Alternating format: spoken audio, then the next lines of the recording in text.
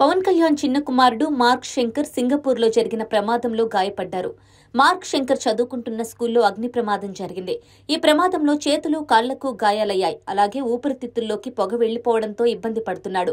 Mark Shankar ను వెంటనే ఆసుపత్రికి తరలించి వైద్యం అందిస్తున్నారు. అయితే పవన్ కుమారుడు త్వరగా కోలుకోవాలని పలువురు కూటమి నాయకులు ఇప్పటికే ట్వీట్ చేశారు. అయితే తాజాగా పవన్ కుమారుడికి ఆయన ప్రమాదం విషయం తెలియగానే తాను షాక్ కి గురైనట్లు ఏపీ మాజీ సీఎం జగన్మోహన్ రెడ్డి ట్వీట్ చేశారు. మార్క్ శంకర్ త్వరగా కోలుకోవాలని కోరుకుంటున్నాను అంటూ జగన్ తన ట్వీట్ ద్వారా తెలియజేశారు. పవన్ కుమారుడు మార్క్ శంకర్ పవనోవిచ్ ప్రస్తుతం తన తల్లి అన్నా లెజ్నెవాతో కలిసి సింగపూర్లో ఉన్నారు.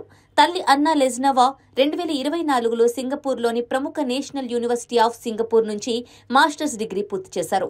దీంతో శంకర్ పవనోవిచ్ కూడా తల్లితో పాటు అక్కడే ఉంటున్నారు.